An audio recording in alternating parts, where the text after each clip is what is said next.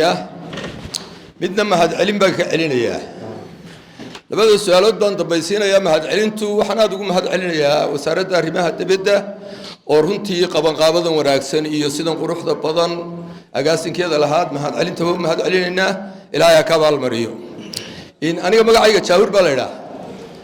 in qurbaana waan tagaa halkana odayaasho dad badan baa ile warsow kan meel walba joogan iyo waxa uu imaka goorma qurbiina noqday qurbaana waan yar tagaayo qurbaan kuma badniyo waan gaadhgaadha labada su'aal mid waa wasiirka midna waxa weeyaan arrimaha dibadda mid waa wasiirka ina ciyaal baa la raxmay wuxuu oran jiray war horta suuqa maxaa laga lahaa siyaasadda suuqa dadweynaha haye maxaa suuqa laga oran jiray wasiir su'aasha ugu badan ee dadku aad isu weydiiyaan waxa weeye dawladdiinu sanad iyo 8 bilood bay jirtay runtii wax badan oo wanaagsan way qabatay oo loogu mahadnaqo laakiin su'aasha ugu badan waxa weeye dad badan oo ciyaana baa jiro mahad celin lahaa oo aan iyagu qofna wadin oo hebel wasiir ka dhig lahayn lacagna doonaynin cabashada ugu badan ee timaada waxay timaadaa albaabku waa xidhanyay albaabka la xidhay wasiir taa waa ka weydiinayna balqalka waxa ka jira taa waa ku weydiinayna talabaad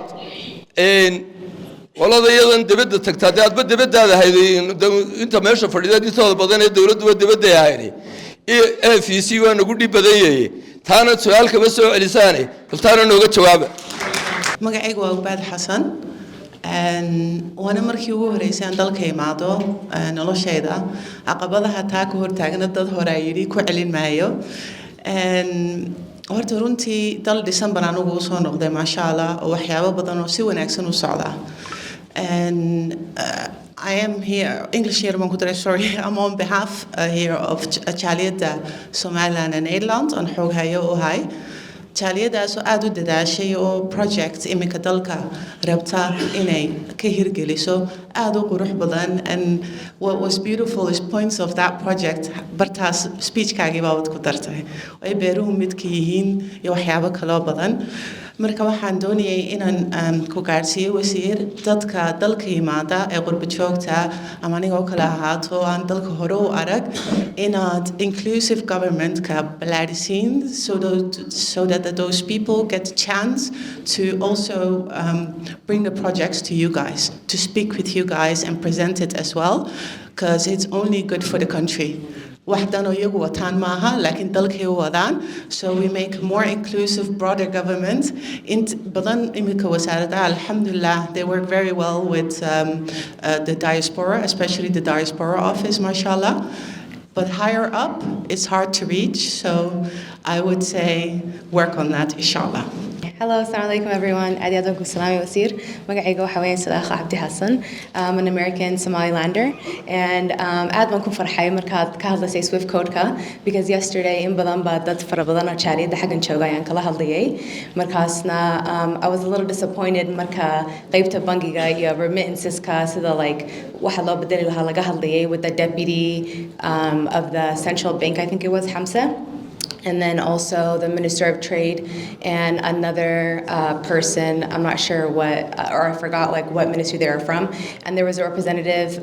the Chief Operating Officer from the Hebshil. And I was a bit disappointed, to be honest with you, particularly because I didn't have Swift Code come alaga hadlin. And Swift Code cost mela, but then honestly, in terms of like the economy, the bank, dalka inu ka'a. شعب كان مال آمني لعطودني دكتان because we know remittances ka it was supposed to be a temporary solution for an emergency situation مركو حسوق ودعي مركو دتك دلك دوني إنكو صنقلان إمال قليان لعقتها family قاضي دلك هنا لوصل در الدبنا لو دسو دلك and وحول بالدبي وبلابنتو so 35 years later إن ولي ماشي نتاجنا هاي ونسيب درا you know إنك سبانكم حدنا قننا like for the people who actually started these companies because it was a big help but we need to progress past it and so I wanted to know what exactly are the steps specifically, especially because Somalia Swift Code we so we know that in a Somaliland system it's not like de-risked. it's not decoupled. Willie Tasbe, a international community guy, unfortunately nugu tahan. So waxaan jeclaan lahayn in ogaado taas, especially because dadka ganacsatada and the traders, they have like a lot of issues when it comes to importing, exporting their goods. Ama hadii doonayaan lacagtooda si toosan meel amni inay ku dhacdo. And then also for qurba joogta, there's a lot of people who are high income earners. They want to invest. Yes, but I'm going to finish. Thank you. So, Markasa, there's a lot of people in the diaspora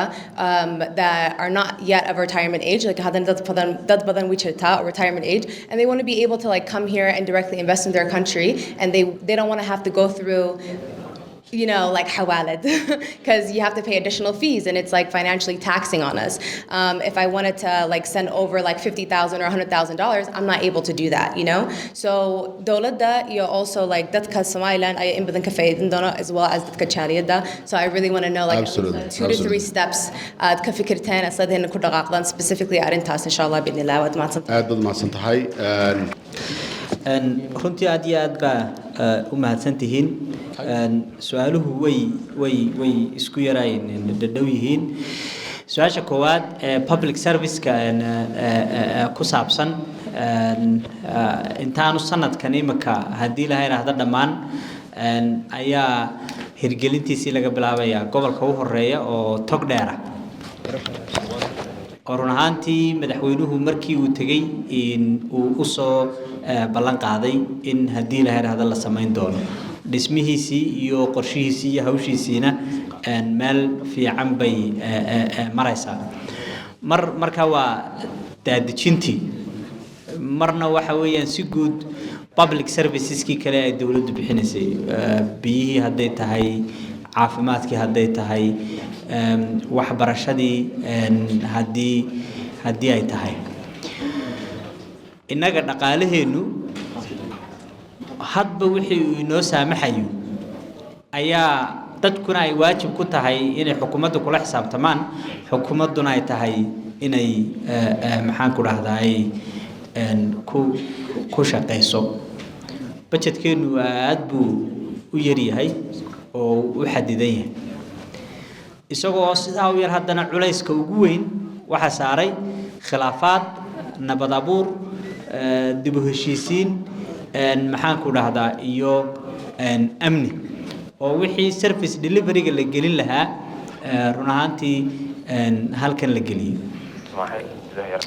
duniduna maanta waxay ka sii socotaa wixisasiintii. Everybody is fed up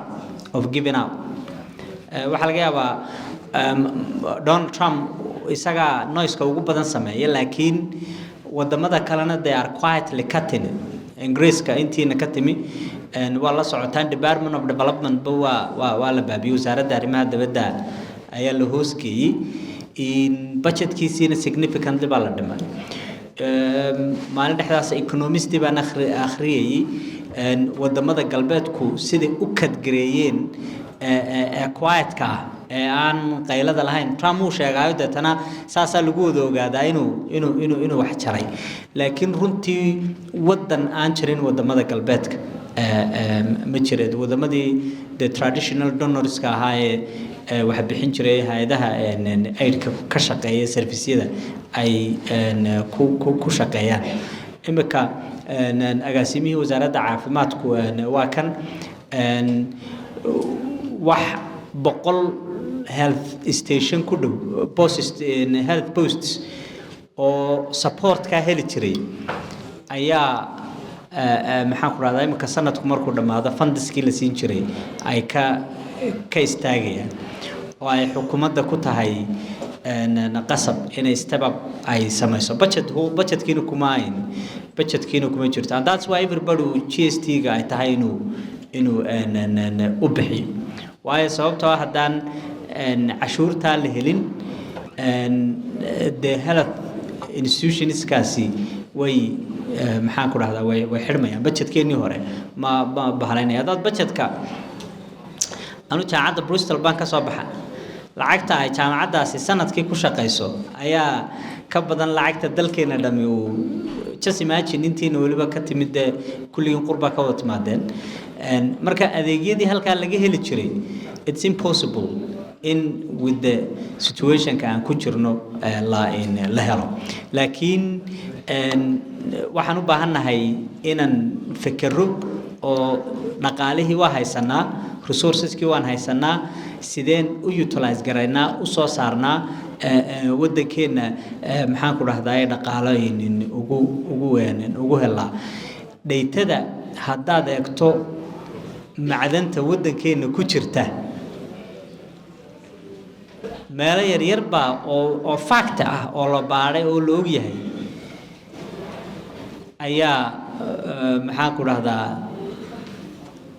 lagu odhanayaa waxaa ku jira more than haddii la soo saaro 12 billion nolosheenna dhan way waxaa laga yaabaa in yaroo square oo dhul ah waxaa ku jiro aynu la soo baxnaa inay carragadii lahayd nolosheenna dhan laakiin tiise haddana in halkaa la gaadhaa waxay u baahan tahay inaanay de cares nagu noqonin institutionskii dhisan yihiin lacagtan waxaa lagu gelaya dadku garanayo aanay musuq maasuq iyo tuuga tegin inay maxaan ku dhahdaay wax lagu shaqaynaya marka waa doonaynaa in adeegyadu haddii la yiraahdo ay bataan arrinta e-fiisaha waa tan ka hadlaya factional sovereignty de Soomaaliya weli waxyaabo fara badan taa bankanka ka mid ah waxyaabo fara badan oo kala ayaa in ka mid ah oo ay sovereignty haysato oo aan leenahay sidee baan ugaga madax banaanana khalad kasto ay ahayd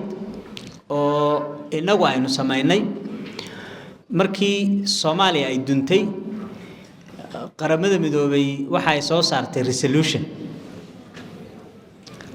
resolution kii ay qaramada midoobay soo saartay wuxuu ahaa inaan hawada Soomaali gacanteeda lagu wareejin karin ilaa la helo dawlad Soomaaliyeed oo dhulka Soomaaliyeed oo dhan ka talisa godkaasay markay naga jirto halkaasay ku daboolnayd albaab adag baa saarnaa deynaga faraal ay naga falo albaabkii ka furnay albaabkii inagu markaynu ka furray tiiba markaa halkan maanta inala maraysa runtii xukuumaddu dacwado fara badan bay samaysay waayo sababtoo ah waxaan civil aviation ka la yiraahdaa wuu ka duwan yahay ama wuu ka wan yahay in la siyaasadeeyo tusaale ahaan diyaaradaha imika inagayna dulmara waxyaabaha loo qabto waxa ka mid ah emergency landing airportada emergency landing ka register garaysan Hargeysa iyo Barbaraba way ku jiraan diyaaradda inagayna dulmaraysa inanka Muqdisho jooga emergency landing kuma soo dejin karo inagunba ku dejin karna ka Barbarana inagunba ku dejin karna marka diyaaradii oo xun oo adiga ku dul maraysa oo emergency landing u baahan haddaad u diido deninka Muqdisho jooga uma fasixi karo marka waa reality maxaan ku dhahday on the ground ta kale waa haday diyaaradii meel ku dhacdo yaa riskiyo garaynaya dhulka dhan ee Soomaaliland de wixii ku yimaada inaga mas'uuliyadeeda qaadanay marka doodo badan oo awood leh ayaa jira laakiin de waqti bay qaataan waxaan doonaynaa inaan resilient noqono marar fara badan maxaan ku dhahdaa Soomaaliya waxa ay isku dayaysaa in wixii awoodeeda ah isticmaasho si ay inoo hanjabiso laakiin waxaan ku faraxsanahay dadkeenu wuxuu ka sii qaadaa resilient wuxuu ka sii qaadaa qab wuxuu ka sii qaadaa adkaysi waxaanu ka sii qaadaa in maxaan ku dhahdaa uu tooda ku taagnaado oo uu ogaado wixii uu shalay ka tagay iyo dibtii uu shalay diiday in maanta iyagoo aan tamar lahayn ay isku dayayaan haddana inay ku sameeyaan marka iyagu waxa laga yaabaa in isleeyihiin Somaliland dhiba laakiin Somaliland waa ku sii bulaalaysaa waanan ka xunnahay oo shacabkeegu inuu dhibaatada ma rabno laakiin wax kasto tamarteena waa sameynana ekaawo maxaan ku dhahdaa dacwado iyo wada hadal baa jira waan jeclaan lahaa in wasiirka yimaado oo issue-gaasi waa issue aad iyo aad u muhiim ah ee uu si detail ah idinka waramo laakiin wuxuu baan doonayaa inaan idin sheego arintaasi mushkiladeedana inaga keenay sidii aynu u saari lahayna culayska ugu weyn iyo mas'uuliyadda ugu weyn iyo warwarka ugu weyn ciddu haystaa waa xukuumadda iyo madaxweynaha su'aasha kale maxaan ku dhahdaa si fiican waxaan malaynayaa inaan u wada fahmin ma albaabka xidhateen bay ahayd ma talada meeshii talada meeshii I think albaab xidhashadu horto tafsiir weyn bay u baahan tahayo madaxweynihii waa la doortay shaqaa loo diray maxaan ku dhahdaa 4 million Somaliland baa la doonayaa inuu u deliver gareeyo waqtigiisu waa maxaan ku dhahdaa waa kooban yahay how many people buu la kulmi karaa intee buu maxaan ku dhahdaa dad arki karaa dad ma arkaa waxaan hubaa madaxweynuhu wuxuu shaqeeyaa subaxdii 6 subaxnimo sometimes ilaa 12 habeenimo oo laga yaabo hadduu ugu bato 1 hour break wax noocaas ah inuu galo intaana dad buu la kulmaya marka de albaab xidhay ma jirtay xaqiiqadu waxa weeyaan de dadkii ayaa mar walba maxaan ku dhahdaay ka badan albaabkiisuna de ma furaan karo oo ma noqon karo maxaan ku dhahdaa hotelkan aan joogno oo kale marka waxa laga yaabaa qofku inuu u baahdo inuu maxaan ku dhahdaa appointment uga baahdo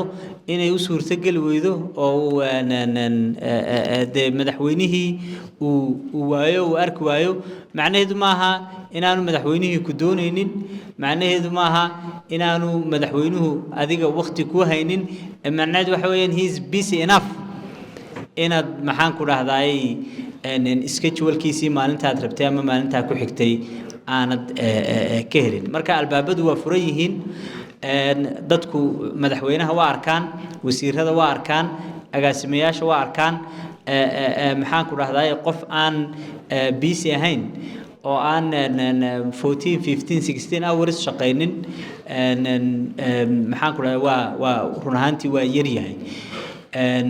de marka waxay u baahanay inaan isku sabirno talooyinka qofku mechanisms fara badan oo ku soo gudbin kara jira xafiiska madaxweynuhu waxaan rabnaa iminka qaybtii PR-ka inaan ku darno meel dadku ay fariimahooda keeni karaan qofku qoraal keeni karo dabadeetana sida madaxweynaha loogu gudbin karo oo loogu gaarsiin kara hadii la yiraahdo insha Allah su'aasha kale ee inclusivity-ga ka hadlaysa inclusivity-gu isaguna wuu macna badan yahay dumarkii iyo raggii inclusivity ma jirto age gap-kii isaguna waxa nolosheena iyo siyaasadeena oo dhan dominate gareeya marka hore rag haddana middleman maxaan ku dhahdaa berigii Allah raxmiye xaaji cabdi waraaba ayaa bari sheekeeyay oo wuxuu yidhi Muuse bixi baana sheekada ka sheekeynayo isoo ka sheekeynaya aan ka dhageystay marka xaflad sidan oo kale oo la fadhiyo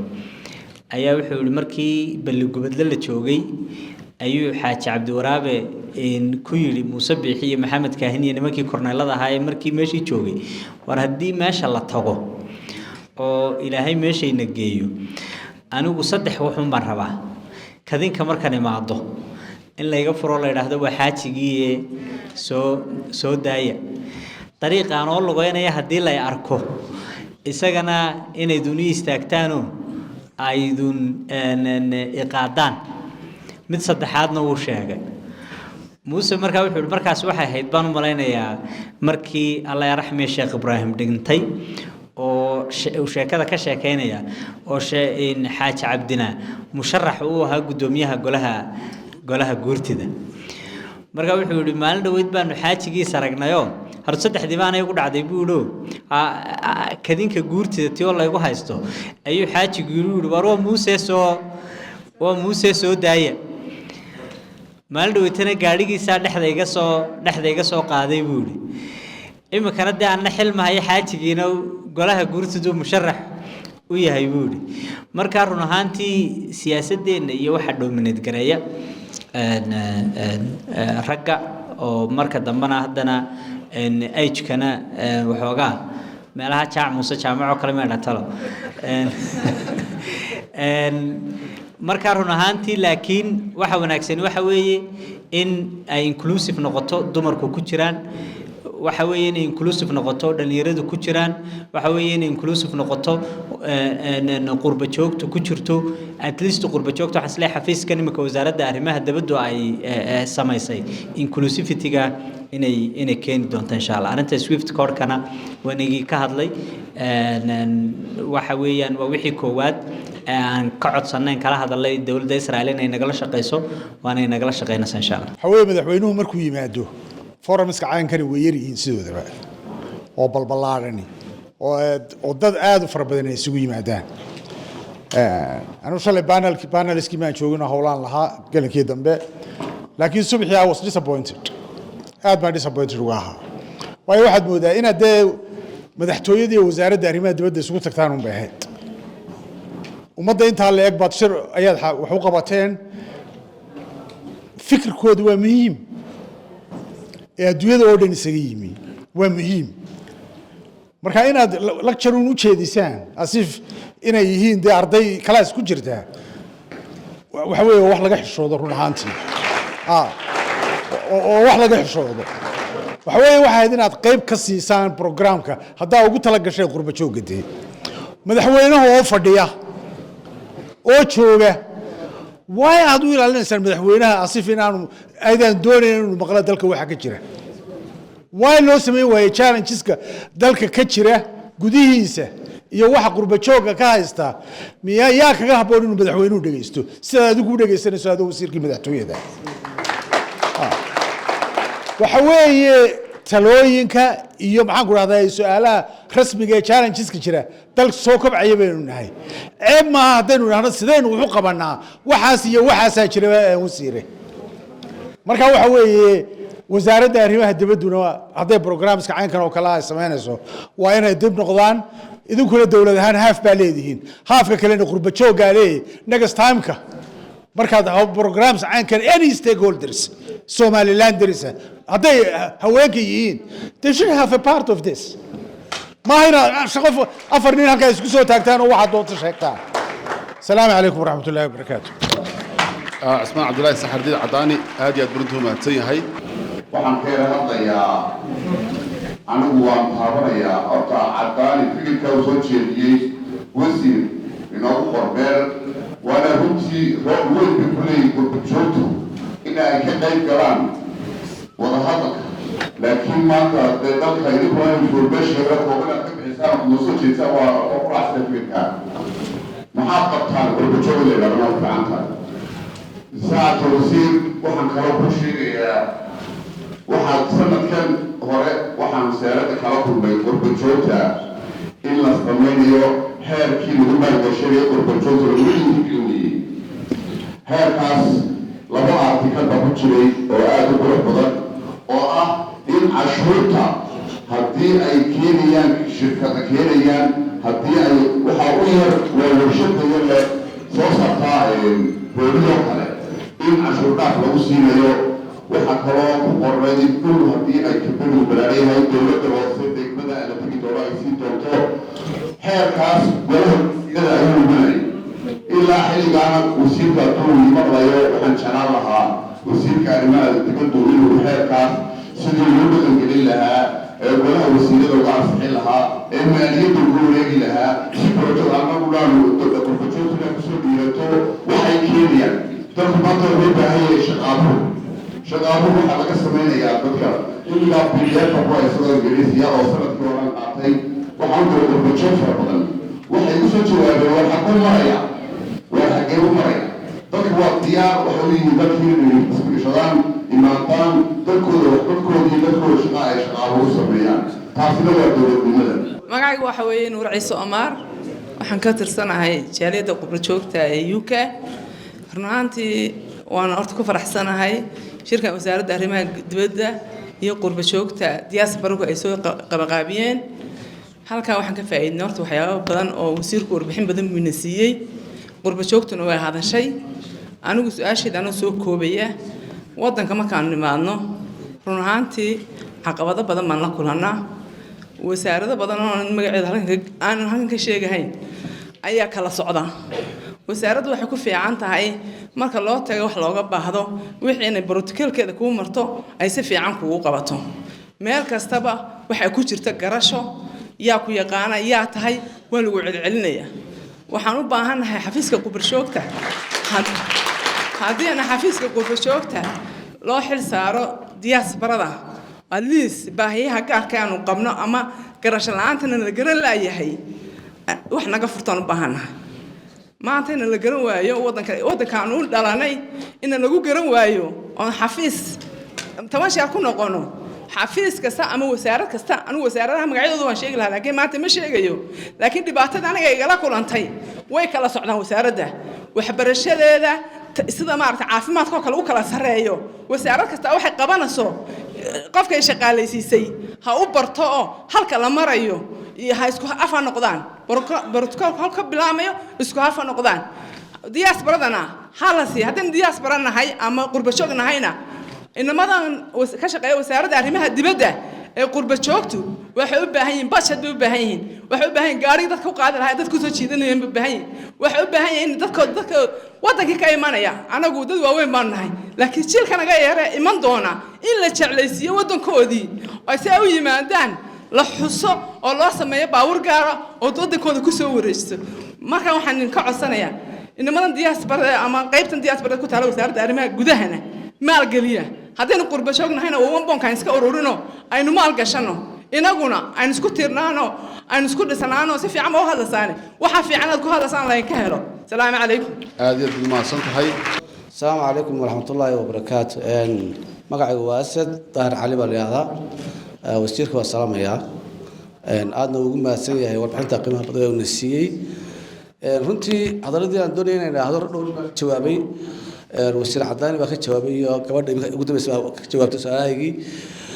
وحن كنت رأيهم مثلا يا هذا بخير هرقسين معنا وحوي استعلا الشيء عقبات ما يعلى وسارت كستات تكتانا وسير من أرك كرتيد فكرة وما قبضي كرتيد رأيي الشيء جاي أقولون أيسيان دياس بروه ما الله مرين كرابة بتشتبه وحوي مش وحلا جش جاي يتقانا هدي آد قفلة يقانا هذا هين وحوي رجعت تكوين هذا هين يمكن ساعي السوشيال ميديا هايو ملها سك يمكن سالجا يمكن هذا هين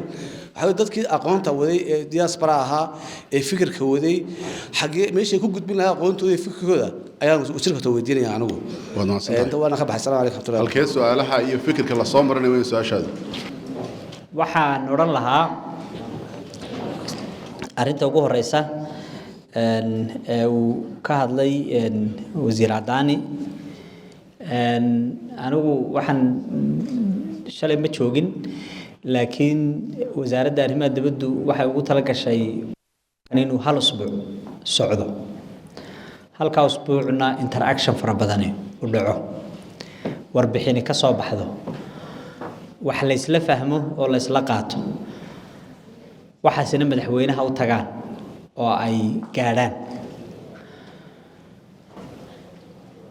wixii shalay qaldamay haddii maalan